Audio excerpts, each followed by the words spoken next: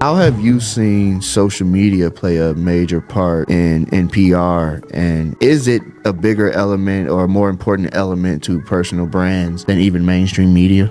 Yes. For me, it's content, right? So for me, a video, I know videos that can do well, and I know videos that serve in a purpose. And I think that's a big mistake on creators in general, is that they make content that they like and not the content that people actually want to see from them. Sometimes I say, God, you must think I'm very strong. Yeah. Because Hollywood is not for the weak, you know? No, absolutely There are not. a lot of distractions everywhere. Welcome back to another episode of the What's the Creator podcast. I'm your host, Justin Very, and today I got a very special guest for you all today. I mean, you guys are really going to love this conversation because not only is it going to be educational, but it's also going to give you a kind of a behind-the-scenes look at how the inner workings work within the media industry, within the socialite, celebrity, and really just the influence industry, if you want to be truthful. She's great at what she does. She's a specialist. She's an expert at public relations. She's managed clients that I can't even name some of them that she's told me about. But she's done so much in her field that she's been awarded from, awards for philanthropy, awards for all these kind of things, that she's really good and really kind of, like bound to what she does because she's so passionate about it. I'm telling you all are going to enjoy it. We're going to get to all that information, but be sure to make sure you subscribe. Make sure you like this video. We want to get this shared to thousands of people because this will help you on your journey to becoming a better creator. Let me introduce you to Thais Eliasen. How you doing? Hey. Hi, Justin. It's a pleasure to be here. Absolutely. I'm so glad you got a chance to come and sit with me for this time. It's really appreciated. I know you don't have to. I know you got way bigger things to deal with, but I really appreciate your time and what you're going to offer to this audience. Thank you. I'm excited. Absolutely, absolutely. So, like I said in the intro, you've worked with, some of the who's who's of every industry. Mm-hmm. But I want to get into how you even got started. Tell me how you got into public relations. So I like to say that my dad's a big PR guy. My mom is a journalist. And by default, growing up, my dad was a pastor, but he did a lot of PR work to merge the for-profit world with the nonprofit world and humanitarian work. Wow. He never did it to monetize in any way, but to get some really meaningful work done. And I was so blessed that I grew up as a little girl going with him to a lot of those things. So some of my youngest memories are going to like Rotary Club meetings. Mm-hmm. And there's this thing where I would always break a cup. Mm-hmm. And I remember when he took me back when I was maybe 16, 17, I went to this fancy Rotary meeting, São Paulo, Brazil. Yeah.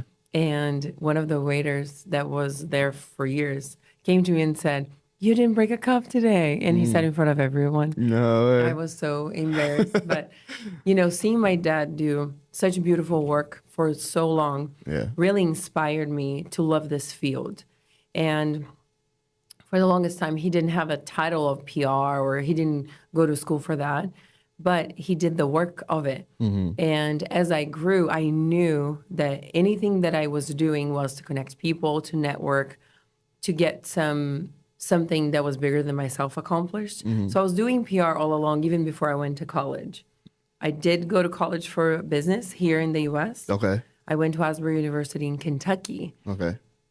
Where it's cold. Kentucky, yeah. Very cold. Especially for a Brazilian girl from Rio. Yeah, you can't. It's that big was different. Yeah. And on the field, it was beautiful though.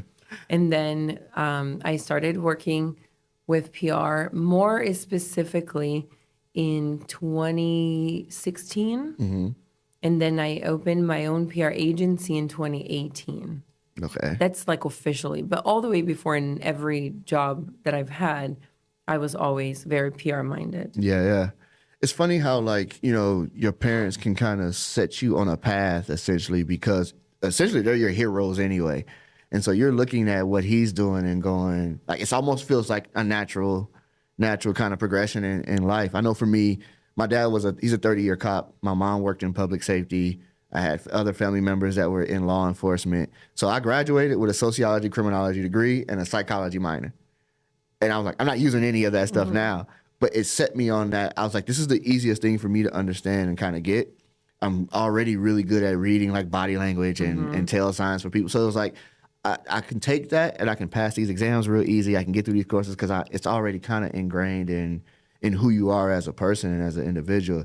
That's interesting to hear though that you had that experience with your dad and was like, okay, this is what I'm already gravitating towards, and so I began that journey in that way. So did you start? You went to school, you went to college here, but before that you were still in Brazil. Yeah. Okay, so did it start there? Like, did you start actively doing things there? Like, maybe not necessarily directly public relations, but in that area, in that lane? I think it's in my blood. So even like at school, Okay. like being the spokesperson of the class Yeah. in whatever cause we were rooting for. I have Yeah. always done a lot of humanitarian work since that time too. So trying to connect people and network and fundraise and use whatever media we had available at the time, which wasn't social media. Right. We're that old. Yeah. Don't age us right now. But I think I was always doing that by default. I think my parents really inspired me, but I think it's somehow it's always been within me. And as I grew, I just kind of like shaped into what I wanted it to be as a career. But it's always been there somehow. Do you feel like you're still just as passionate about it today as you were when you first got yes, going? if not more. Okay. Yeah. That's awesome. It's kind of like jumps out of me. Yeah. It's What is it? What's the burning, the flame that keeps it, what is it that keeps it burning in you that's like, oh, I love doing this and I want to do more of this? That is a great question. I think as I understand my identity in Christ and I accept exactly how he has created me and crafted me, Yeah. and he has given me like this light and this ability, as I use it for him, he opens the doors. And I think, Justin, for me to sit and watch some things, you can tell by my body language, I get super excited. As I see things unfold, I know that I have studied and done so many courses and things to be where I am in my field. Yeah. I have worked really hard and have experience, but there's no explanation for a lot of the moving pieces and the results from this work. And I think when you do anything that you're partnering with God, you just get that excited. I mean, you can talk to anyone that really loves what they do and loves God. Yeah. They will get just as excited as I am. Yeah. Because you're right up your, things are right up your alley. And then you have the supernatural. When I'm writing a pitch, I always want to say at the end, and you can count on the Lord's power That's it. to, move this strategy forward. Absolutely. I had a youth pastor when I probably was 14 or 15 that said, we are to work as if it all depended on us and pray as if it all depended on God. Yeah. And this has always been like stamped in my heart. Because there are things, my capacity is limited. God is limitless. That's My good. power ends at some point. God is all powerful. I don't know everything. Even if I read all the books and did all the courses, God is all knowing. He's the holder of the whole world. I am not. And so when I'm walking, my average life, my day-to-day and my work, I know that I can count on that, not just on my amazing team who are amazing or on myself, but I have His supernatural power and strength as a source. Yeah. Yeah. What you're describing is God's purpose over your life and finding that and then moving according to what he has and the direction that he has for you to go in. I love that because so many people go day to day looking for that purpose. It's like they got this job, they got that job. They're doing this over here, they're volunteering over here. There's all these different pieces. I've been to this church, now I'm visiting this one, and I'm trying to find. They do all those different things because they haven't just yet fell into what the purpose for God. Sometimes it just takes, hey, be still, right? Scripture says, be still and know, right? Like he's going to guide you. You just got to be sure that it's his purpose that you're walking in. So I love to hear that you found that early. For myself, my journey changed. Like up until college, I thought like sports was the purpose. Like I'm put here to put this basketball in a hole. Like that's what I'm here to do. He's given me gifts beyond that I couldn't even imagine. That's taken me and seen things and do things that I couldn't even imagine was ever possible. And then there was a shift that took place where it was like, you're doing this for your glory, not mine. I wasn't yet discipling anyone. I wasn't actually using the influence that I was gaining for any purpose of the kingdom. And I started to realize, wait a minute, this doesn't feel fulfilling to me anymore. It's like I don't want to wake up and do this drill. I don't want to wake up and things just started to shift. And it wasn't until, we were finishing up college and me and my wife were thinking about moving. And I was like, all right, if we're going to move, let's get out of the cold. Let's get to some warm weather and let's figure out what we're going to do. That we was like, what does faith actually look like here? I was like, I think we had a total of $3,000 to our name that we had saved up from our little jobs that we had in school. And half of that had to go to the first month's rent here.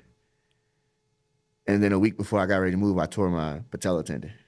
And at the time, I was set to start the academy, the police academy here. And again, my will was go be a police officer. This is what you know how to do. You got, you're going to have the best recommendations from people. Like, you'll be okay. You can immediately start a career where you can make six figures right away. And it just wasn't his will. I was still operating on what I believed and what I can control.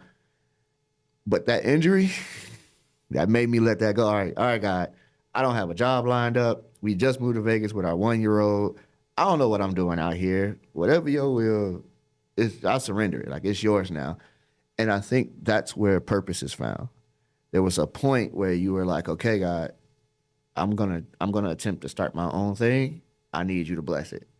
I'm gonna do it, and I'm gonna speak of you every single time I get a chance. And then you just start to see things snowball. Stuff just starts happening. And I got blessed to get around in a company and around friends and other people that are also, Christians and that believes, we believe and have the same morals and guidelines to life. So I love that. Like I love that you that's an element in a part of your business. It becomes a part of your business culture. Yeah. Tell me about like starting it on your own though. So how'd that feel? I think that has a lot to do with the aligning my purpose or my career with my purpose, because I am if I am into something, I am all in. I don't commit to a million things. I've never been that way because then you're spread too thin. But when I do or agree to something, I'm like committed to it. Yeah. And how can you commit to something that doesn't align with your purpose? I know that a lot of us will make mistakes. But then like realign or change jobs or try something else because you know that that's not fulfilling. Somebody just asked me recently what really drove me to, land a lot of crisis management in PR. I got a call today from somebody that's in a reality show on Netflix, and they portrayed him in such a different light than what he really is. Yeah. And it's like we have 48 hours before this thing comes out, and and that makes my eyes sparkle. Yeah. I'm like, let's go. It's like wartime. Arm up. Yeah. But what is it? What is it that really moves me? And I think that it's not just the challenge. It's not the money. I mean, I like the challenge, like the money, but it's not that. I think for me is conquering the challenge. It's even if there's no other reward, financially, visibility, whatever. Yeah. Usually there is, and especially visibility in my field. But just knowing that I did it is the flavor. It's like what I'm after. It's so fun. You're almost competing with yourself. Yes. I love it. Yes. And I am very competitive. Yeah. I swim professionally in Brazil. Oh, wow. Then I do jiu-jitsu here. And it's a lot of that competitive mindset into the career. And to answer your question to the point, I think what really drove me to take the leap of starting my own business was I worked for two beautiful companies as their global PR specialists. One was Paul Mitchell International in LA. The other one was Sunrider International. Oh, okay. And from Sunrider, I had a lot of conversations with the CEO, Sandy Butler, who is amazing. And she always pushed and encouraged me to do more. And there was a point that I asked, can I open a business, and continue working here because I love learning from you and it's amazing. She said, of course, as long as there's no conflict of interest. Right. And then after a little while, I was like, Sonny, peace out. Yeah, I gotta do it. Because love it's what that. I always said to all entrepreneurs, you might, and often people ask me, did you feel like you were ready? And I was for a year telling entrepreneurs, you got to do this, you got to do this, but I wasn't doing it. And then I finally took my own advice. I don't think that most of us, maybe some, but not all of us will feel ready 100% to take the leap. But I did what I could with what I had and what I knew, took the leap of faith, and it was the best thing Yeah. that I've done. I have 4 children, Yeah. and being my own boss is the best Yeah. for my family. Yeah. So it was a hard transition, but it was definitely the best one. And that's been 6 years now. Yeah, see? So you have 3 girls, you got 1 boy. I'm actually about the boy too, but I have 2 boys. And so there is that sense of, I don't want anyone else to be their hero.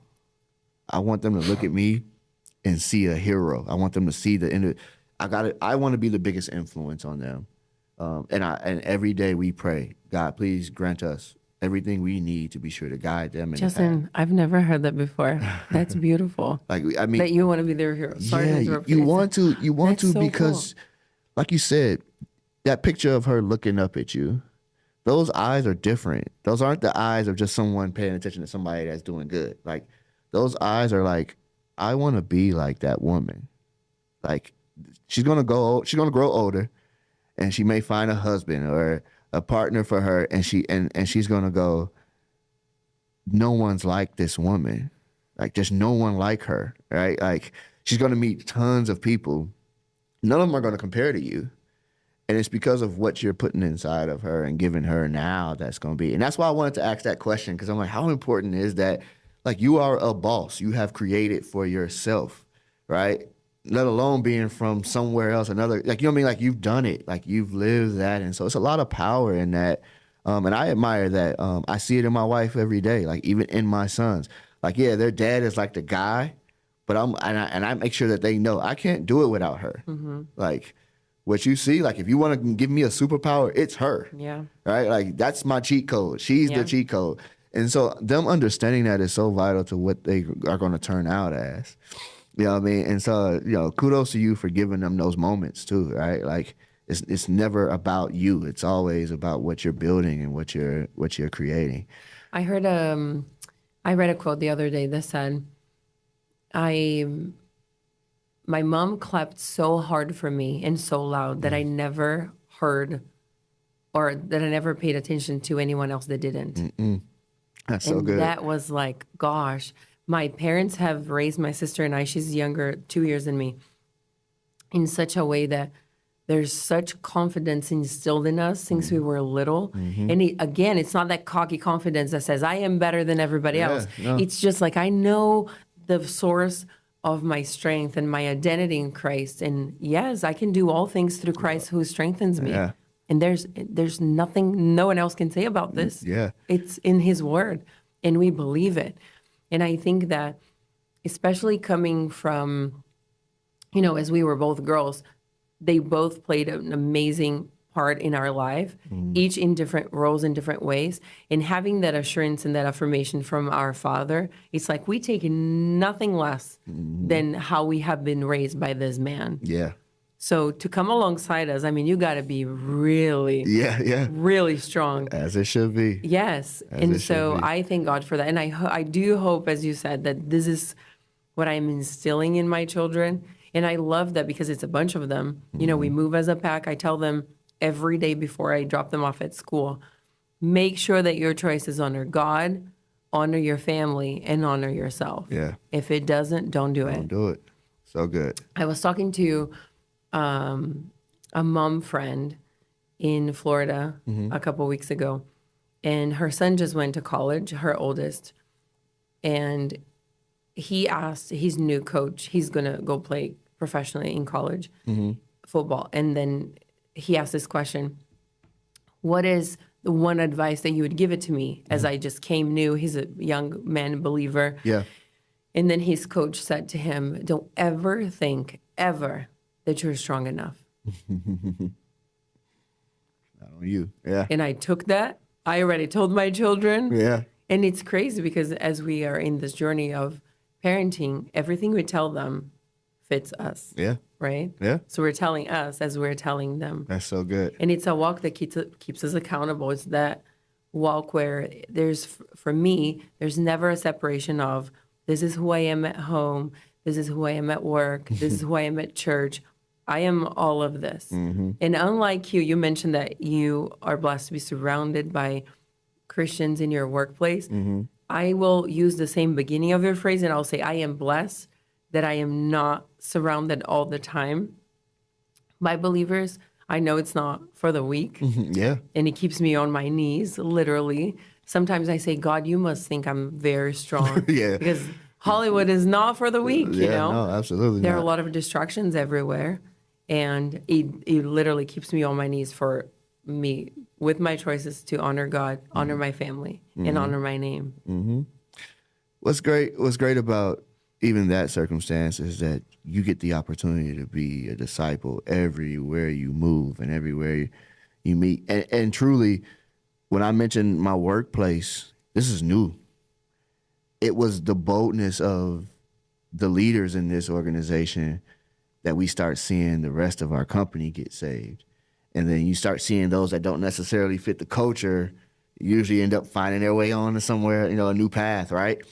And so it's I love to hear that because you carry that. Like everybody that really, is walking with God on a day-to-day, that brightness shines when you walk into a room. Like you can see it, right? Like people feel that on them. And so it makes it great when you take that even within the midst of Hollywood and all these other places because it's so necessary, it's so needed. We talked, so the 3 girls, and then you finished it off with a little boy. That's different. I'm assuming. I got 2 boys, so I know it can be. They bring on new and they can try you in different ways that you never expected. Right? There's a lot of surprises when it comes to little boys. What do you feel like? Like, how do you feel like your career and your journey as a businesswoman plays a part in how you how you mother your little? That goes fast too, right? Yeah. That time. Yeah, I mean, this is a word for anybody that's on their entrepreneur journey right now. If you're hearing what she's saying, she's telling you to get started. She's telling you that you never fully feel ready. And I mean, and I'm finding that you get the best things out of that circumstance. Usually it happens the best for you because you're taking a risk and you're betting on yourself at that point. And once you remove the safety net, like in my case, it would be the safety net of having my parents, right? Like, or a family nearby that I can rely on if something fails.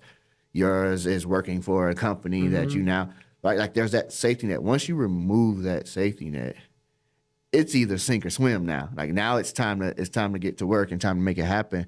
And so it's likely that with true purpose, with God in the center of it all, you'll succeed. Like you'll find your way through. You would. I'm assuming. I can bet you wouldn't think in 6 years you'd have all the accolades and all the experience that you've gotten from just a short amount of time on your own, right?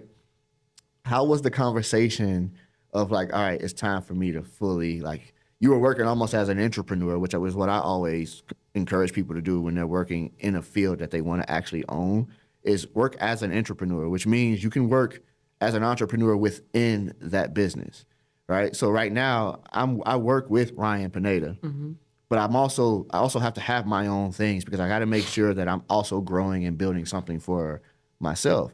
So that's what you're doing. You're working as an entrepreneur within another entrepreneur space. But at some point, that time comes where in some cases where you get that call, like, all right, it's time for you to move on. And so what's that conversation like having with, somebody that you're working for that's also a mentor and a friend of yours? She is an entrepreneur herself, so I know that she knew all along that I wasn't going to be there forever. I have always, every job that I've had, I always thought I could die here. I'm so happy. But my entrepreneur mind, and especially my entrepreneur heart, was always wanting to do more. But the business wasn't mine. But all of a sudden, I would find myself in, thinking through other departments and trying to get things better. And Sunny saw this all along. And so she always encouraged me. We just had a big celebration for the 6 years of TPR last week in Los Angeles, or last month in Los Angeles, and she came, and we have a beautiful friendship. I admire her so much as a business owner. Yeah. And it wasn't a hard conversation. I think it was more like we're both so sad that we're not going to work together anymore because it was fun. Yeah. And she's just a little bit older than me, very little, maybe like 4 years. Okay. And what she's accomplished in her career is like years ahead of me. So for me, it was an honor to kind of sit by her feet and just learn and take it in. Yeah. I admire her with her faith and her family, her motherhood, journey. So I think I was more sad that I would lose that walk day to day and have her kind of like as a mentor. And I still have, but it's just different because we were together every day. Right. But it wasn't hard. But for me, it was almost like for everybody watching that has had a baby and birthed a baby, you know that your body knows when it's time to push. And I knew, she knew, everybody knew it was time for me to go. So it wasn't hard. It was just more sad. Yeah. No, that's awesome. Happy, sad. I don't know. Yeah, and that's the great thing about mentors, is that even though they're sad or they don't want to see you leave, they're also happy for you taking that next step. Especially an entrepreneur that understands what it is that you're trying to do, right? Like they had to take that step themselves. So that's awesome. That's awesome to hear. I hear you keep mentioning motherhood, and I can tell how passionate and important that is to you and your journey. And so you said you got 4. We talked about it a little bit beforehand. Your girls, how important is it for them to see you not only as their mother, but also this boss? It means everything to me. Yeah. I had them at the anniversary of TPR. They all spoke on stage. Oh, that's awesome. My 3 girls and my boy. Yeah. And I always tell them that whatever it is, the seed that God has already planted in their heart, it's kind of like a mystery. I told them a couple of years ago, it's like we don't know. It's like a tree that you don't know what's the fruit that's going to come out of.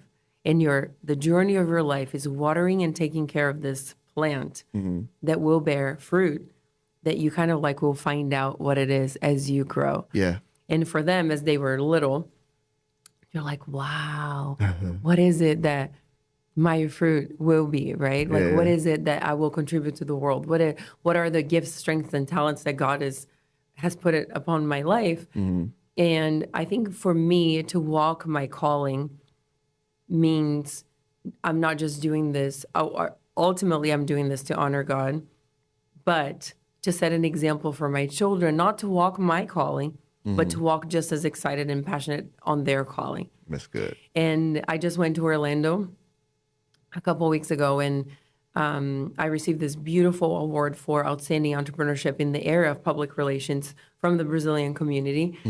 And I took all 4 of them. It was at SeaWorld, so we went to Disney. Oh, nice. It was kind of like a little family vacation. But the reason why I took them is because I want them to see that not all the time we will be recognized for what we do. That's good. But when we do, it's so sweet, right? We celebrate. We praise God for it. We thank the people around us for that. And I have the sweetest pictures of, especially my oldest, like looking at me. My daughter Isabella, the 3rd girl, when we went to bed that night and we prayed, she was like, God, thank you so much for walking with my mom and making her successful. It matters to me that they know that it's not just me. Right. Because it isn't. Yeah. I don't want them, to try on their own power. I thank God that I learned that very young from my parents teaching it, because I was a daredevil all the time. So I learned like cracking my face on the floor very early. That it's you learned not the hard my way. power. Yes. Yeah. I will be not fool to think it's all me, because it isn't. But it means the world that they see that. Even, flying to Vegas to record this podcast, there was a woman that piloted the plane. And I left the plane and said bye, and I saw her, and then I came back and I said, can I take a picture with you? Yeah. Because, a couple of years ago, we couldn't do any of this. Yeah. So I thank you for landing this plane and for doing all the things. I love that. So I want to be that for them. Yeah. For the boy. I think it's more how he shapes me for how I do the work, because it's like I have to be prepared for anything with this boy. Yeah. It's like I know down to a T what are my daughter's love languages, how they feel love and express love. I know their strengths, their weaknesses, how, to discipline them that will grab their heart. And Lucas, he's a study case. I'm like, what is up with this boy? Yeah. And it's the worst when it's time to talk and he knows he did something wrong, or I just play the mom card and there's nothing wrong. I just say, Lucas, I need to talk to you. Even if I don't know anything, he goes, oh my God. And he goes, Mommy, wait. Mommy, wait. He looks in my eyeballs like this, right? And he goes, Mommy, you are so beautiful. Oh, yeah, they know the game. They know the game. You don't got to teach them the game. I'm telling you. Because you have more experience with boys, what's up with this? Oh, yeah. I don't know where it comes from. And it's the youngest ones. It's the youngest, like the babies. They, like my 4-year-old, he got the game down. Got the game down. He'll go, Daddy, what's up, Nathan? You're so handsome. I said, thank you, Nathan. You're handsome too. And I just love you. I go, I love you too, Nathan. Can I have a snack? They just know it. Like it. No one. They don't have to teach them things. Like they come with it, right? So I love that. Like it is. They keep you. Boys keep you prepared for whatever's coming on the outside of the house. And I always say, like, if I can deal with them at home, there ain't nothing y'all can do to me that's gonna rattle me at all. Like I can manage it. So I love to hear that. Shout out to Lucas for being that guy, man. Taking care of his ladies. But I love it. I really do. And I really appreciate you sharing those stories with me. Do you feel like any of them are showing any signs of a career in public relations? Julia, the oldest, who's 14, has written a short film pilot. Wow. Already. She said, Mommy, I want a meeting with you at the office. That's great. So we went to the office. She dressed up. We went to the office. Pitching, huh? And she said, would you read this? And I had no idea. I knew she was working on something. And I've asked her a few times. And she said, I'm prepared something to show you, but it's not ready yet. So I just left it alone.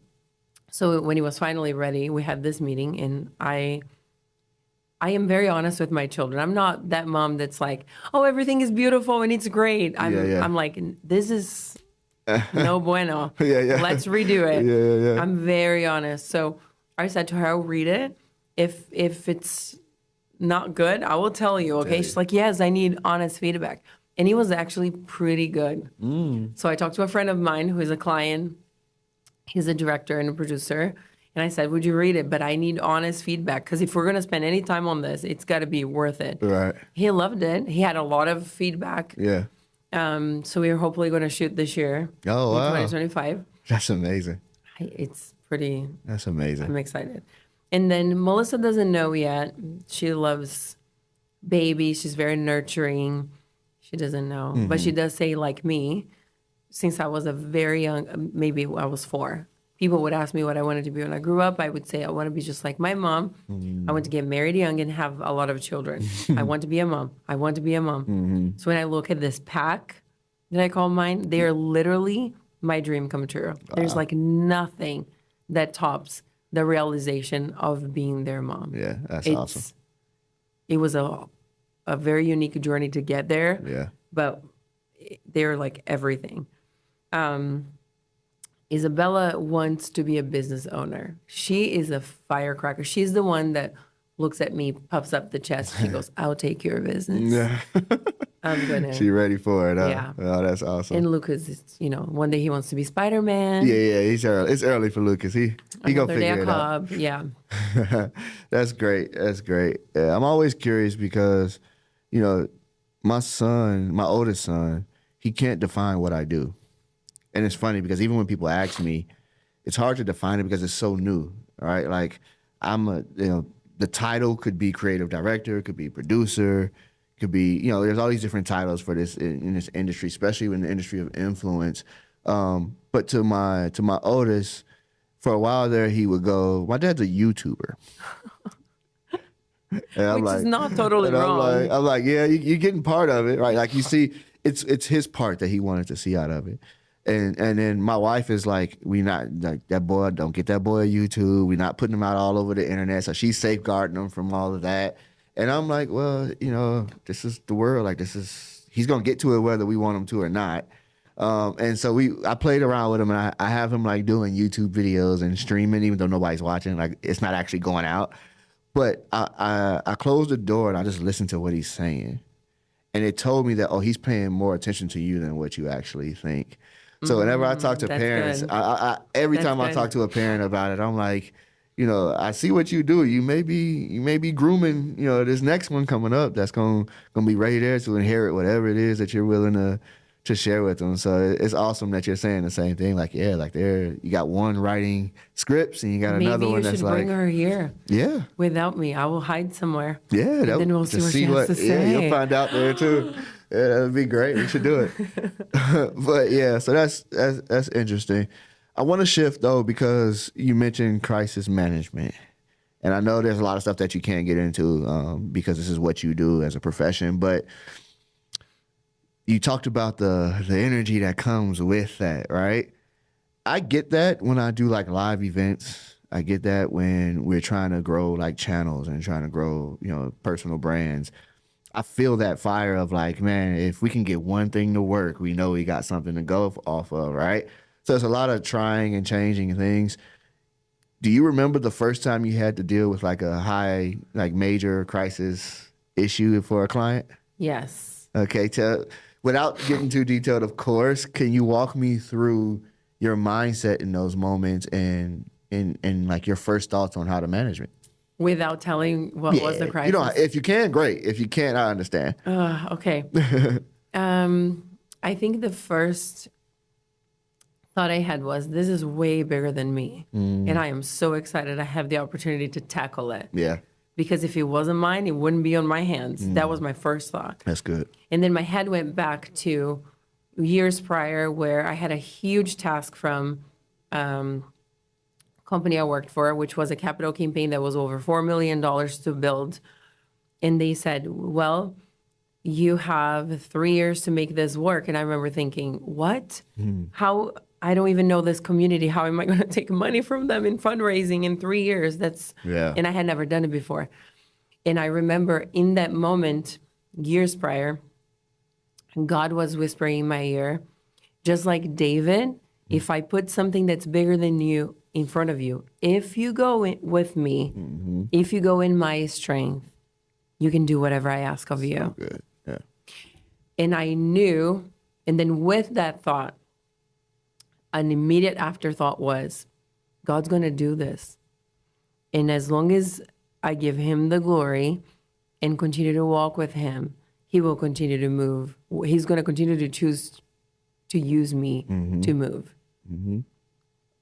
So it's kind of like he can do it, but you got to keep yourself humble. Yeah. Yeah. Because what God can do, we can't do. Yeah. And some people might think that it's the works of your hands, and it feels good. The tap in the back's like, ha, yeah, I told did you. it. Yeah. That feels good. And remember, I moved by that accomplishment. Yeah. So for me, when I looked at that crisis management situation, I remember those early years and I thought, I know God can do it. I know if it's in front of me, it's for me. And I know that as long as I walk with him, it will be okay. But it was hard because I had never done it before.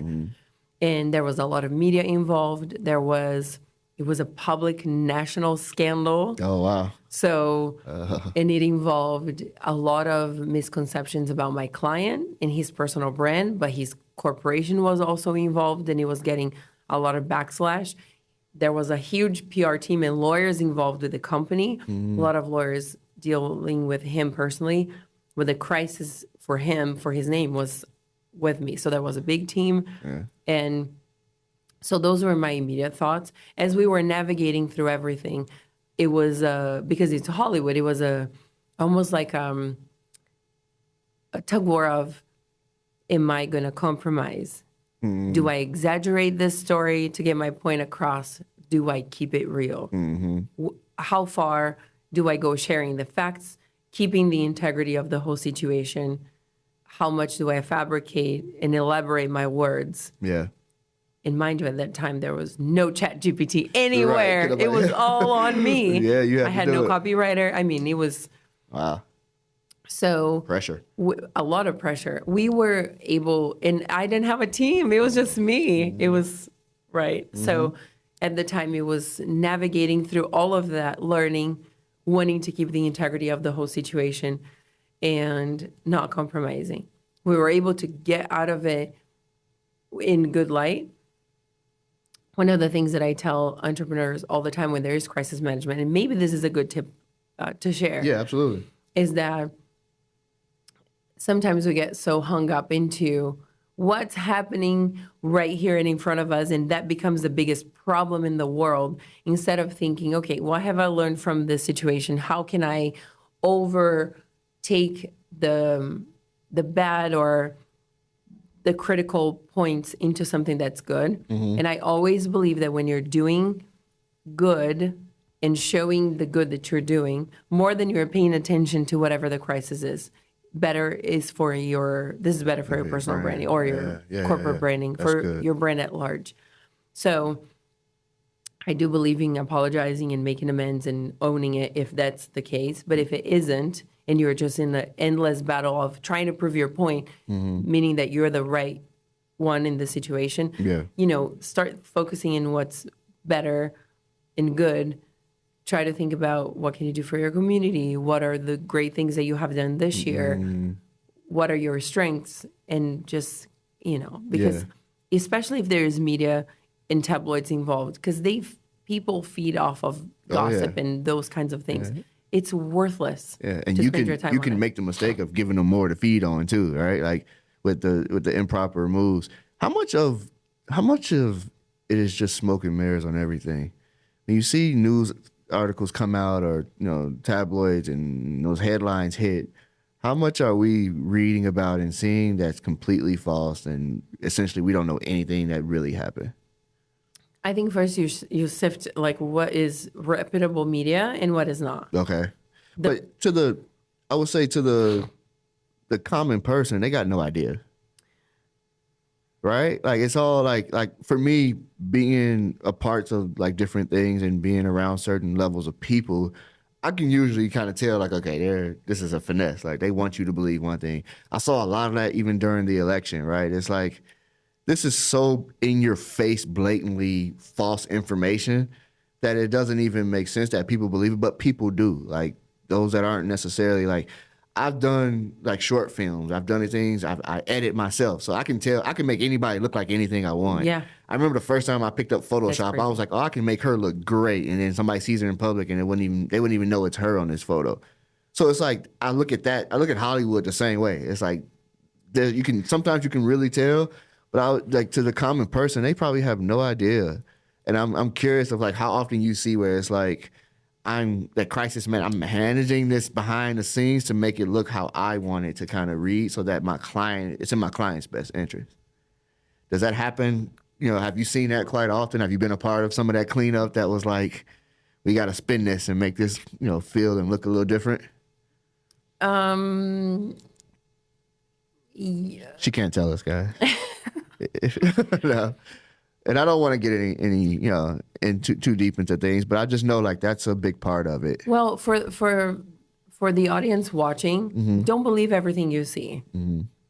Don't, I come from Brazil where this year the numbers are changing, but up until this year, everything the mainstream media spoke was the truth, no matter what. And it's not true. Yeah. It just isn't true. Yeah. So here, there are a lot of similarities, but a lot with social media that overtook mainstream media at this point.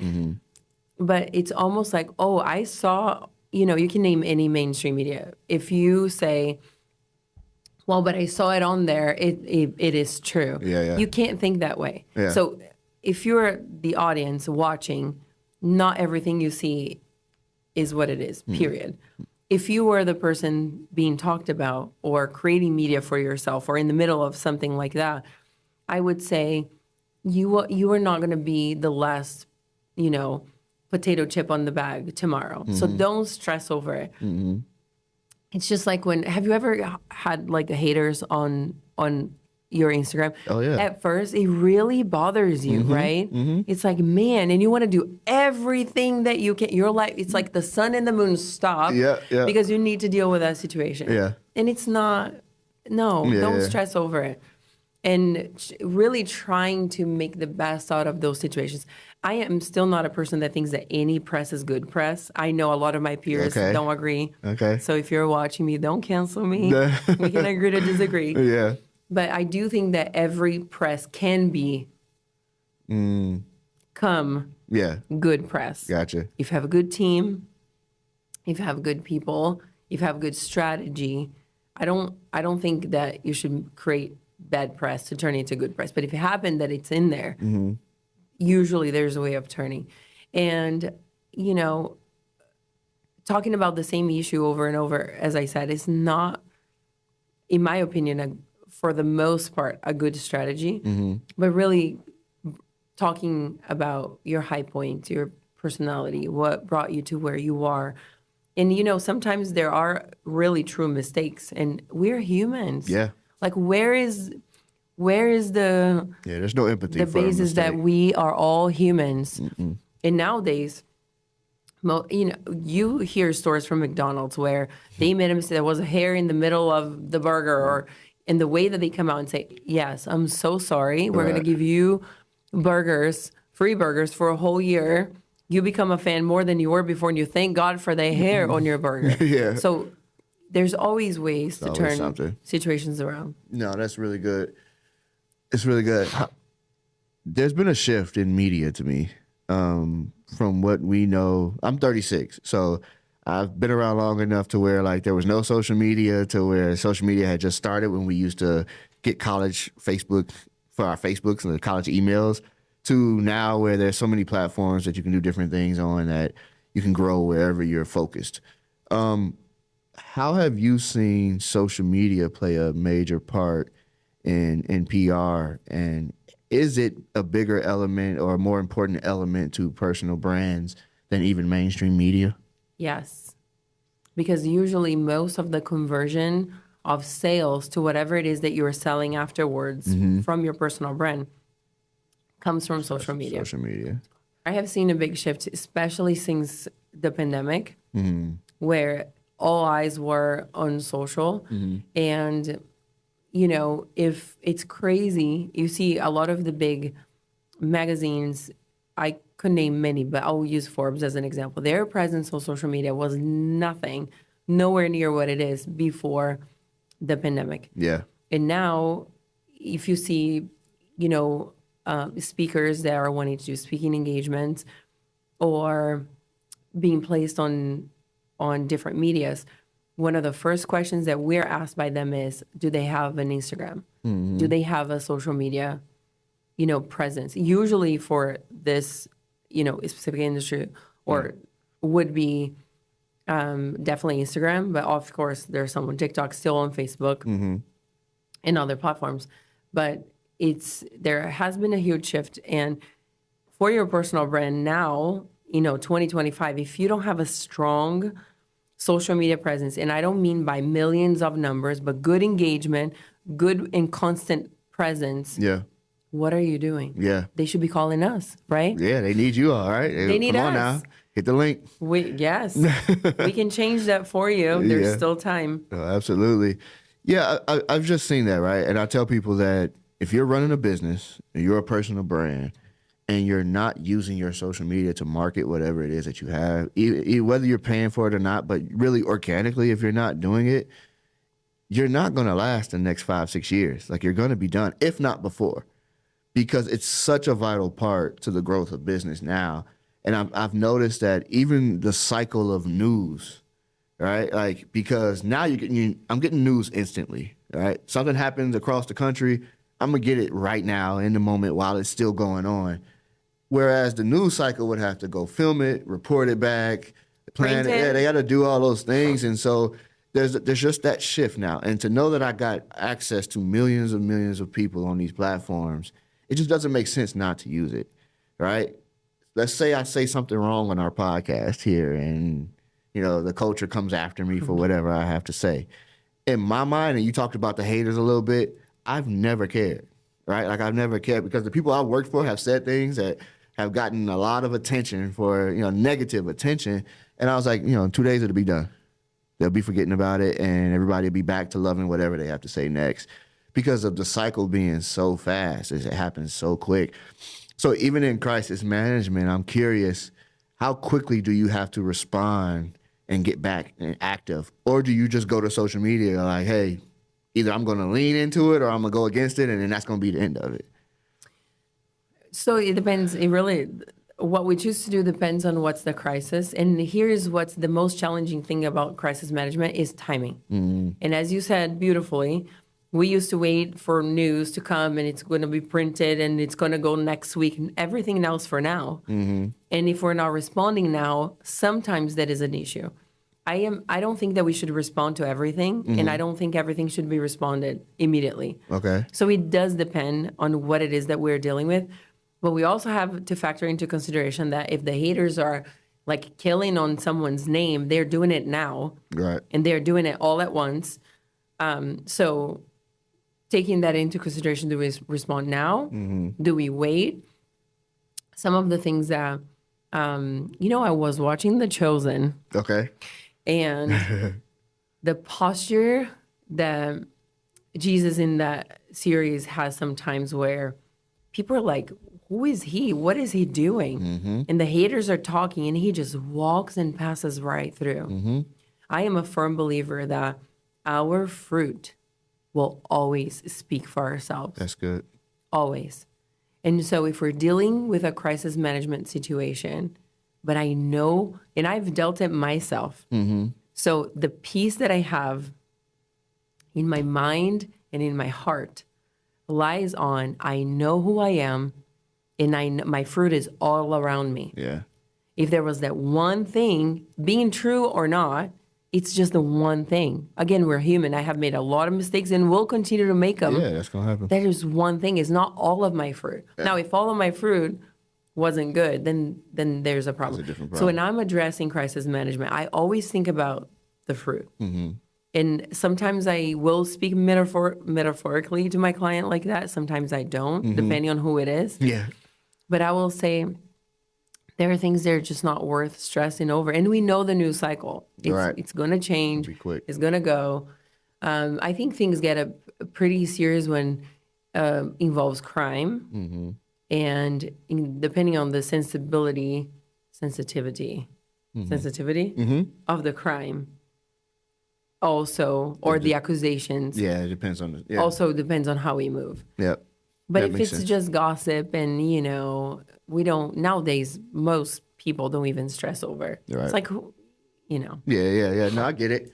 That's interesting. Like, this stuff is so intriguing to me because you're on the back end and it's like no one sees the work that you really do except for the people involved that know what's going on.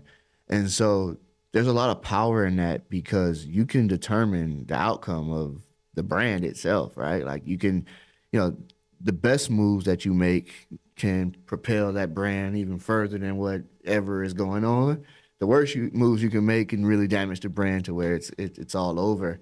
So I love that, like again, that's the fire. I'm feeling it now. Like, man, I would love to be involved and figure out, because it's so much brain power that it takes. It's brain power and experience that it takes to figure those things out. There's times where even with Ryan Pineda, he get to going on his story, and I watched this happen, with the election going on, right? He wanted to give his opinion on why he believed this person should win, right? And I'm always big on yes, the people that follow you want your opinion on it, right? And you have influence for a reason. Yeah. So please share your words, right? I'm a big believer in that, but I'm also a big believer on if you're gonna be bold in your faith and call yourself a Christian and stand before people and try to encourage people to find Jesus, you also have to have empathy for that other side that you don't agree with. Right. And that was my biggest thing. Like, if I did any PR, it was like that, right? Like, there was a few times where I had to go stop. Yeah. Because I don't believe that I need to talk negatively about you to make my point on myself. Right. And that's where, I'm like, okay, if I was in your shoes dealing with certain things, do I have to get in the mud sometime and really get nasty if things are going back and forth? Like, how do I? Can I tell you when I was tempted? Please. I'll be honest Please, and raw. please. We ran the re-election campaign of our city's mayor just now. This end of the year.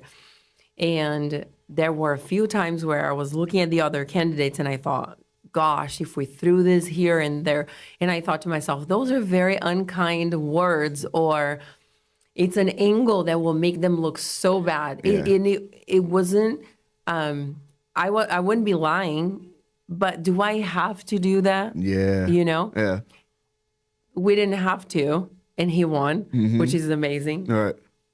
We're super excited. But it's one of those things that we, being in that behind the scenes, and you said you were explaining to your son, kind of like he didn't really fully know what you did. My life story, and every PR watching us, and they will empathize with me, is explaining what PR does. Right. Because we could do so many things, and it could look different. But we're behind the world of communication and the creative messaging that comes out of any brand being constructed by a marketing team or a content creation team. They can name whatever they want. Yeah. I always like to think of, that's just my personal opinion, and I know people have all kinds of opinions on this too within my field, but I always think that we are the strategy engine. That's good. If you have a good PR, underneath all of that, everything goes more strategically. It's like, what do you call the airport, like moving? It's not the stairs. You know, the thing that you step on and it moves you? The escalator. No, it doesn't go up. The conveyor belt. It goes. Oh, like when you're walking in it. Yes. Yeah. What is that called? The people mover machine. What is whatever that is, guys. Y'all help us in the comments. I don't know. We need help. Yeah, but that's what that is. You get there a little faster is what it is. Yeah. So I always like to think of PR in that way. Wow. Like, we are what's coming beneath your whole creative communication team to make you move to where you have to be more strategically. That's good. And I mean, you could go on the side and walk faster. You can run and get out of breath. It's possible. But we make you move smoothly. That's good. Even if you stand still, you're still moving. Yeah. And so having that strategic brain, that thinks about all the angles and all the things, and having my background being business development, I'm always thinking of the whole, not just this department. And so it gives us a front seat to a lot of things. Not everybody sees what we do, Right. but they see being done. We see the outcome. Yeah. Yeah. And that's exciting too. Yeah. I always feel fulfillment when it's all done. And all I need is one person to go, that was really good. Like that's such a, because I'm like, if you feel that way, other people feel that way too.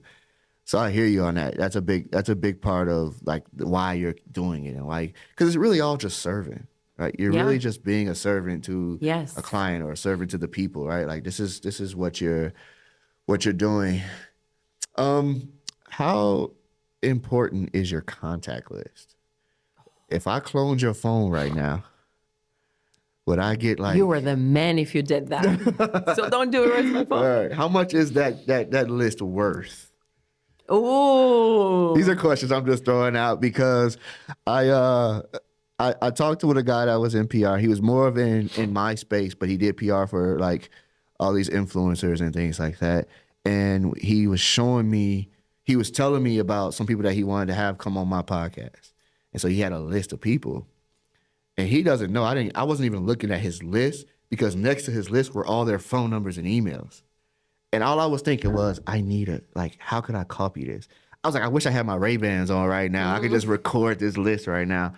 But it made me realize, oh, wait a minute. Like these guys, like these contact lists and these phones that you all have, you could do some real damage if somebody gets a hold of that stuff, huh? Yes. Globally, in my case. Yeah. Like how important is it for you to manage and continue to grow that list? It's the importance of network. It's, my TPR was built on my name, on me, and who I know. The end. And then my expertise with whom I know. That's good. So we have it in our contracts, all of them. When you have access to us, you have access to our brand and network connections. So ask for it, we'll connect you. Oh, I would love to have breakfast with this person or have a one-on-one meeting with that person, or, I am wondering, let me think through 3 names that I have a cell phone number that if I called, like they would answer. That would be like a super cool, fun thing to have. Okay. I will, as I speak, I'll as you think through about and it, I'll throw some names. But I think that that contact list is everything. Yeah. And when we have entrepreneurs who are stuck with their brand, I always say, look around. Usually the pool of your clients are the people who are living around, honing around you. And that's your network. If that's not fulfilling for whatever reason, because you want to upscale, you want to change industries or whatever, just change your network. Just move, not literally like go and move, but, business-wise, just move your presence elsewhere. And you'll start to seeing another audience honing around you. Now with social, we have platforms that help us do that and achieve that more strategically in a different way. But the principle is the same. If you're speaking the same language to the same people online, that's all you're going to attract, and those are going to be your clients. So if you want different, you got to do different. Yeah. I want to add to that too, because this is something that we teach when growing a brand. I believe that your audience on those platforms, on social media, you're essentially training them for whatever it is that you want them to do in the long run. So if you're making content and it's getting you a ton of views, but it's not value based for what you actually want them to do, you're making a mistake. You got to change that. It would be like me, if I make content on how to save money and then try to sell you a course, it wouldn't make any sense, right? Because it's like, I'm teaching you not to spend money. Why would I then try to sell you into one of my programs? So you got to begin to kind of train that audience for what it is that you want it to be, essentially. And then we have something that we say at our church, like, show me your friends, I'll show you your future. And so I can tell you where I'm trying to go, but who you see me with, right? I always want to be the little guy in the room. I don't want to be the guy that is always educating and knows everything and has all the experience in the room. I want to be the most inexperienced in the room. And so it's like you said, if you're trying to scale and you're trying to grow in whatever it is that you're doing and you're feeling stagnant, it's time to switch up that network and try to do new things. It's time to reach out, because she can get you into certain rooms. She can connect you with certain people. And then I always believe that you're one person away from who you need to know. Like it's one arm extended to say, hey, let me introduce you to this person. That gets you to your next step and to where you need to go. Yeah. And I'm pretty sure that I can be that one person removed from a lot of people. Yeah. And you too. Yeah, you have it. Yeah. Just in her phone. I'm gonna clone that phone, y'all. We all gonna have it, right? You said put your phone on the table.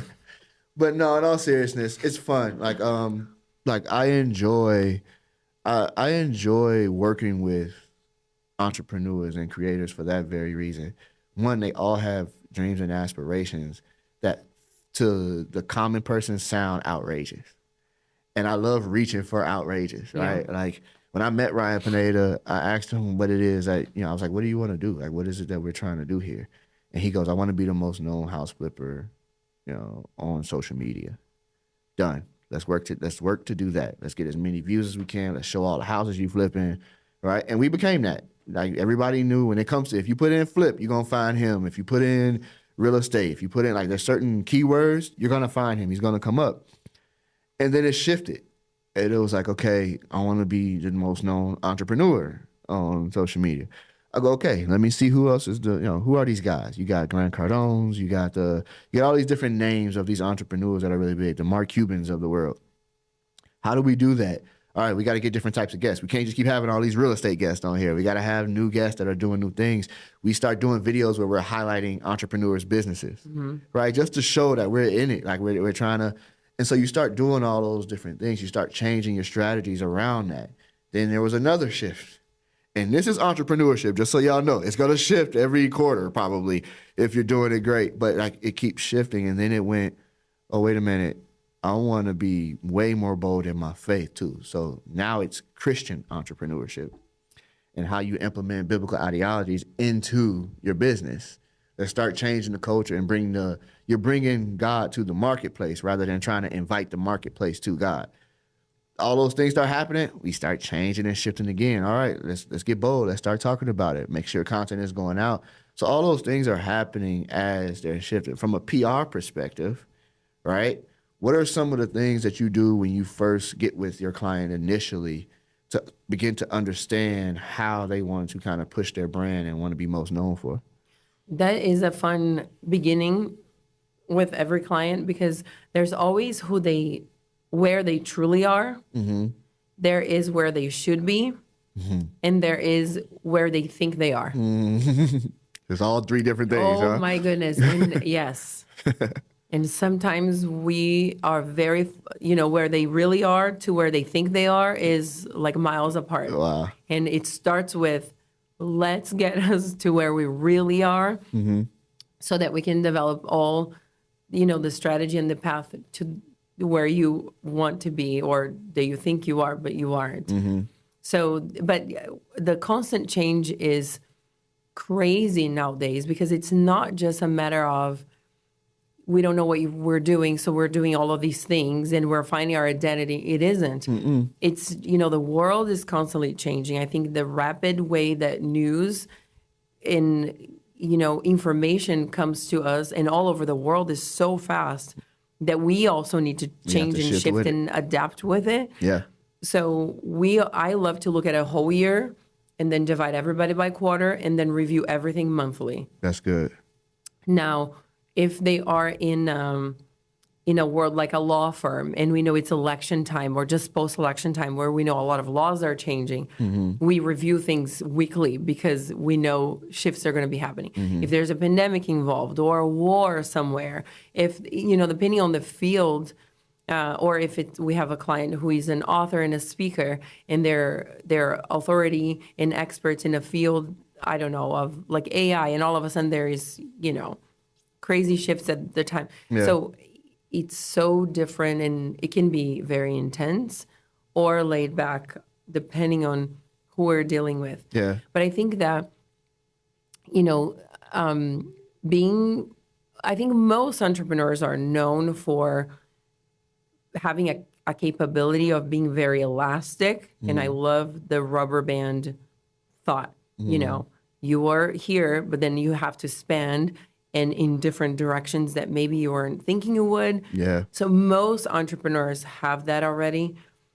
But if you were to think, in an other different way too, think of everything that you do as an entrepreneur, there's different pearls.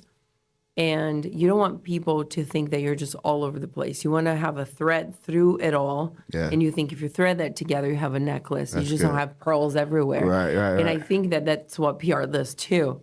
I could speak in metaphor all day. Yeah. Because it helps everyone understand because PR is hard to explain. Yeah.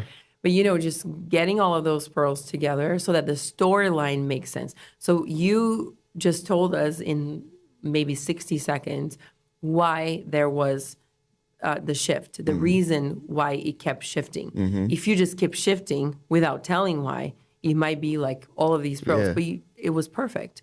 You're telling the story of why. And that is a beautiful thing. We're all evolving. The world is changing. It's, we live in a fast-paced life that's becoming faster by the month.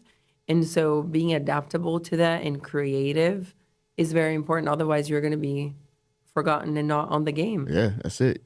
You can very quickly get left behind with how fast things are moving.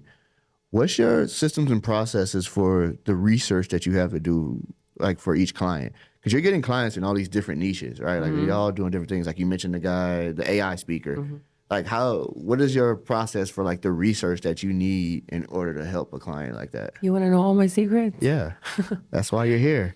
This is a mastermind for me, right? I'm just joking. So basically, we pillarize every client. Okay. So let me create a fake one.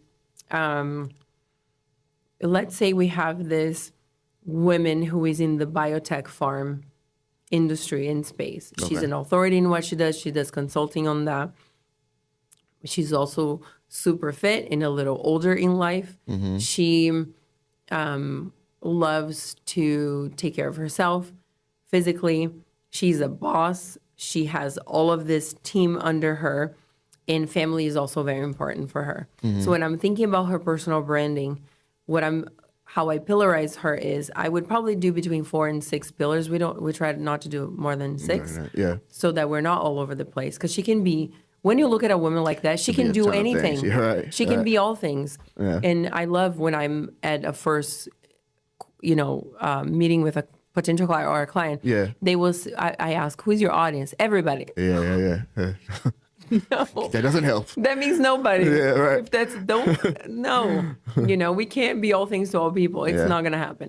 So I would pillarize her in business / entrepreneurship. I would do health and wellness. I would do lifestyle. And I would do the biotech pharma industry, which is industry specific. That's good. So I would prepare a very thorough pitch for each of those 4 pillars, for example.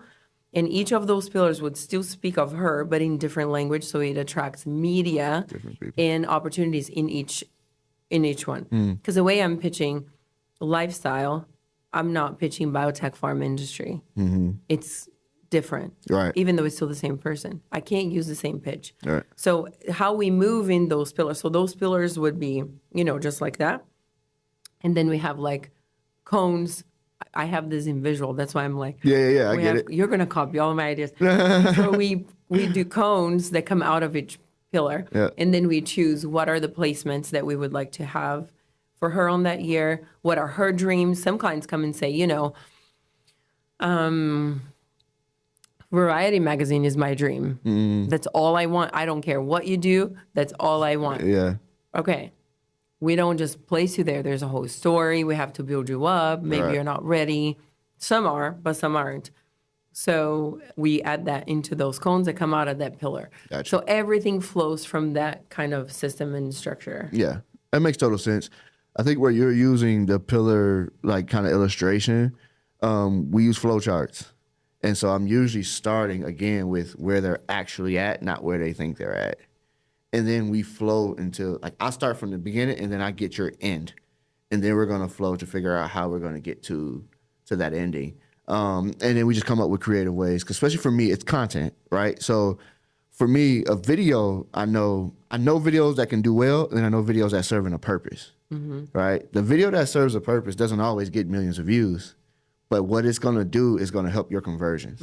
And so like I'm intentional behind like what goes out, when it goes out, and what it actually means to your actual branding. And so I'm hearing that same thing when you're doing your pillars, right? Like let's just take Ryan, for example, right? He's real estate, but he's also strong in faith, and people are beginning to know him for his boldness in faith. He's entrepreneurship in general, right? He's I said real estate, faith, entrepreneurship. Then you have lifestyle, right? Because that's always a big part. Like his family is a big piece of his branding, right? And so I can take those things and I can go, all right, if we were to post, which one makes him the most money? Okay, that's the one we're gonna make sure it gets out because I want to keep my job, right? And I know that if we're funding this business from his personal brand, we gotta do those pieces. But then what gets people to know him? That's gonna take some storytelling. That's gonna take some trust. Right. Okay. So here we go. Let's get into lifestyle a little bit. Right. And we throw some lifestyle pieces in here that make more sense. Then if we want to get deeper in trust, we're going to have to educate. So let's throw some training videos. Let's show some of the flips that he's doing. Right. Like, and I'm just flowing through all of the pieces that help raise the know, like, and trust of his brand. And then we start to see like kind of how all starts to come together. And so I'm hearing the same thing when you're like, take this client, learn about them first. You're trying to figure out who their audience actually is, and then who we want to add to that group, to that community. So from your point of view, you're creating all of that magic. And from my point of view, I am spreading all the messaging in different ways. Right. And it's crazy because, I have come across entrepreneurs that have amazing creative teams in their films and their videos, their messaging is on point, but he gets nowhere. Nothing. Yep. So what is that good for, right? Yeah. Yeah. There is a lack in, like, I think there's a lot of really good creators. It looks good, sounds good, tells a story. Everything is great about it. And it just lacks direction. And it's like, yeah, I get what you all were trying to do, but there's some missteps in here that doesn't actually give you the direction of where you're trying to go. If you were trying to go that way, you accomplished that. Like you did that, but that's not what you were actually trying to go for. I see it in movies all the time too. Like my wife hates watching movies with me because I'm like, this is so predictable. Like I know exactly where this is Because going. you're thinking production wise, Yeah. where like the sound, the storyline. Yeah. I can tell you exactly who the killer is when in the opening credits of the movie. And so it's like I feel like what they were trying to do, they didn't actually accomplish. Because if I can notice it, you know what I mean? Like, and I'm doing it at a lower level. So those are all pieces, right? Like, but I do think that it could be as simple as let's just move this piece right here, and you'll be better. Like, come talk to the PR. The PR is going to give you exactly what your audience is actually asking for, versus what you think is cool to give. And I think that's a big mistake on creators in general is that they make content that they like and not the content that people actually want to see from them. And I understand how hard that mindset transition can be because, I too try to control my personal branding. And when sometimes my team says, Thais, that's not what your audience wants. And I'm like, but I don't want it to look like that. They're like, it doesn't matter. Doesn't matter. This is not your, you're not inside your home. Right. Your audience is not wanting where you're wanting. Yeah, I mean, I learned that from you from our initial conversation when you told me you have a space and how you want it to look. Oh, yeah. And I guarantee you, if I went to that space right now, we can knock out 40 videos quick. Let's do some videos. And you'll be like, but I want it to look like this. And I'm like, wait a minute, Right. let's just do it. Let's just do it. Right? Because people get hung up. And I was the same way. Yeah. Right? Like, I was in episode 10 before I ever watched an episode of mine. I didn't want to hear how I sounded. It's terrible. I didn't want to see myself. I don't on ever camera. watch it. None of that, right? And then I went through all of my comments after 10 episodes, and no one ever talked about how I sounded or how I looked or none of that kind of stuff. And I was like, oh, no one cares. No one cares about that. They want the information. And so like now, if your mind always goes back, especially being of faith, you're trying to serve an audience. I'm trying to serve you. I can't care about what I sound like or what I look, right? Like, yeah, I'm a little But we nauseous, agree it's like, hard. but it's difficult. It's difficult to get to that point, and that's why I tell people care more about who's watching and not what you actually look like. If you start thinking about the people, especially like people get upset, like, man, I did all that work and I got 100 views, and I'm like, I bet you would feel different if you sat in front of 100 people to tell them the story. You feel different if there was only 1,000 people in this room, and like, it wouldn't be only anymore, right? Like you'd feel a lot different. And so when you start to care about the few, then you'll see more will come, right? Because you're being authentic to who you are. You're telling your actual story. And now your direction is clear, right? Like, I don't care what you think about Justin and how he dresses, how he looks, how he sounds. That doesn't matter to me. Did you get value from the video, from the information? And are you taking some type of action? And so it kind of shifts your mindset, right? It's like, I'll talk to whoever. I'm hoping that we can get to something that actually matters. So when you're like, you're trying to get all my information. Yeah, because I want them to have it. I want them to understand that if you want next level, you need to reach out. Yeah. She has it already. She's done it. She has the experience. There's somebody that's like, I want to have a PR career right now, and it's like, I don't know what to do next. She can help you with that. She had a mentor that helped her with that. And so these are all things where I'm like, I'm going to ask every question. All you can do is tell me no. Yeah. You know what I mean? That's another thing I bet you got to teach your clients, right? Like sometimes you get on these platforms, just say no. Like, I don't want to answer that. It's okay. But that's a risk I'm willing to be like, all right, she may be mad, but I'm going to ask her and see what happens. With respect and with dignity at the same time. So I think a lot about that too when I'm speaking with journalists because I'm all, you can't be offended or sad if you get a no. I get way more no's than yes for placements. I'm asking every day, all day, to all the editors and journalists out there. Would you like to write an article about this client? Would you like, I have a story for you. And, and it's that let me come out. I just actually wrote a quote for an online blog that asked me, what would I've done different now, if I compare the beginning of my career to now, what are two things that I would do differently? Yeah. And I think the one thing would be to ask for help. It's not that I thought I knew everything, because I knew I didn't. It was more, first, I think Wonder Woman spirit in me, like I'm going to brave through this and I'm going to figure it out. And, and secondly, I think it was just, people are not going to pay attention to me. They're not going to listen. I'm going to tell you, if I had some, younger, either in age or in time in the career, asking me any questions, like, Thais, would you mind? I would be so honored. Right. Like, oh my gosh, let's have coffee. Yeah. Like, I would love that. Yeah. But it took me a while. I think that that's the one thing. And with that, it comes, the timing of things. I could have done some things more strategically, faster, better, if I only had asked. Yeah. So I did say, you guys, you that are starting in PR, it doesn't matter where you are in your journey, ask the questions. If you're wanting to be in this field, or if you are wanting PR, for yourself, ask the questions. Yeah. Why not? Yeah. I mean, like, I learned this from some salespeople, right? It's like they've never heard no. They've never even heard no. As many times as the door has been shut and slammed in their face, or they've been hung up on, they still make the next call. They still knock on the next door. And it's biblical, right? Ask, seek, knock, right? You have to use your words, right? Like you have to, and then you have to take that chance. Like a no just means you're at where you were at anyway. Is how I always saw it. It's like, all right, I'm gonna ask to be a part of this. If they say no, then nothing changes. Yeah. If they say yes, there's an opportunity there, right? And that's just how I feel about it. So you're absolutely right. Like, take those chances, right? Like, take those chances. Is there anything else you want to leave the audience though?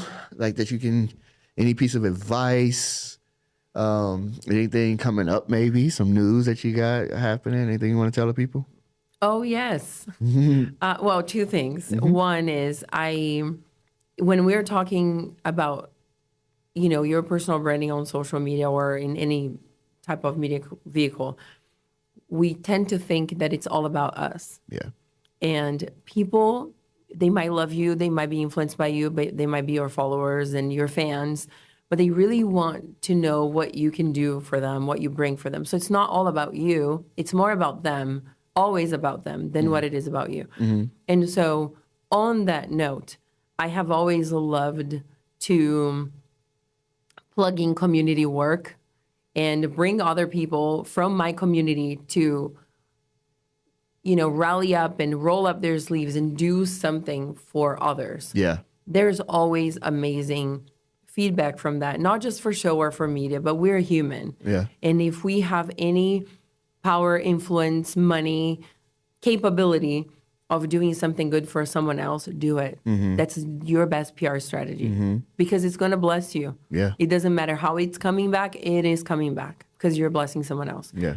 And this year, unexpectedly, I was able to use everyone almost in my network and just people that I know from my phone list to rally up and do some good in the southern part of Brazil. It was actually in the beginning of last year. They had some unexpected flood, and it was a very hard season for our country. And I rallied up some of the Brazilians and the Americans and the Mexicans, and everybody came together to donate 39,000 bottles of water to Brazil. Absolutely amazing. After 4 months that was done, which we all did because we wanted to make a difference. We saw babies, people dying. It was devastating. I got a call from a firefighter of the armed forces in Brazil saying that because of that effort, I was nominated and awarded a United Nations medal. Wow. I couldn't even. Wow. I mean, that wasn't even in my vision board, in my dreams. Yeah. I didn't even think that this was possible. Yeah. And so, that was a seed. I was literally doing what I could with what I had where I was at. And God just blessed me with something so special. And that's what I'm saying. When we do something good to others without really thinking, what am I going to get out of this? It will somehow come back. Absolutely. The second, so that's my encouragement. Yeah. Rally our community. It might be a food pantry, book drive, go babysit someone's kids. There are some single moms out there that deserve a coffee break, just knock on their door. It doesn't have to be something in a different country or massive. It's doing what we can with what we have where we're at. And Absolutely. I trust that when we do that, God gives us more. Absolutely. And then we can do more. Absolutely. And if you're local to Vegas, every Saturday, a few of us here at our company get together. We meet here and we go and help feed the homeless every Saturday morning. I've taken my kids down there. I've watched them pray for people. And what it really does is it goes, these people are in our backyard. There's hundreds of them on the streets. You can ride down the streets right now and see them there. We got hundreds of people underneath our bridges. And a simple sandwich, a feminine product. I had a gentleman cry over a toothbrush and toothpaste. He was so happy to just get a toothbrush, toothpaste, and a bottle of water from me that it brought him to tears. And we started it without any, like, we didn't care about the regulations. We were like, all right, if any of these guys give you a ticket for doing this, we'll pay it. Like, it just is what it is. But it was so important for us to hit the people in our backyard. We did a missions trip to Brazil. Chris actually went with Wealthy Kingdom. But the purpose is to just get out and do something. Especially, we get top of the year, holiday seasons. Like, you want people to feel the presence, right? Like, you want people to feel that there are people out there that think, these are the forgotten, and these are those that are without. And so if you have a little to give, God will bless you for that. He will reward you for your faithfulness in that. So I just want to encourage anybody that's local to Vegas, DM me, shoot me an email, however you need to get in touch with me. I answer everything. So we do this every week if you want to be involved. That's awesome. Yeah. And then coming up this year, we were invited to film a pilot for a reality show on a big streaming platform Let's network. go. We can't say who, but TPR. It's happening. It's happening. That's so exciting. It's very exciting and terrifying at the same time. Yeah. But let's go. Yeah. And again, step out. It's gonna be blessed. It's gonna be blessed. You're gonna bless people with it too. So that's awesome. That's awesome. I can't wait to see and hear back because we're gonna keep in touch. Mm-hmm. I'm gonna continue to learn from you. And in any way that I can help you out or Thank you. Anybody that you're working with out, anything that I can do to support, please let me know. Let the people know where they can find you as well, or where they can reach out if they're looking for services. Mm-hmm. Our agency's Instagram is tpr.agency. My personal one is Thais Eliasen. And you can just Google Thais Eliasen. All the things are going to show up there. Yeah. Thanks for having me. Of course. This was my pleasure. Of course. This was great. I learned so much. I hope you all learned so much. I hope you all are not taken for granted when we have the talents and the gifts of people like her on, because the information that she has, that she shares, her regular everyday workflow is extremely valuable for what you all are trying to do in your businesses and in your platforms. Things. But again, thank you all for joining. Thank you all for listening. Be sure to support, right? Like, subscribe, leave a comment down below if you want to see her back on again or you want to learn more from her. And just thank you again, and we'll check you on the next one. Peace.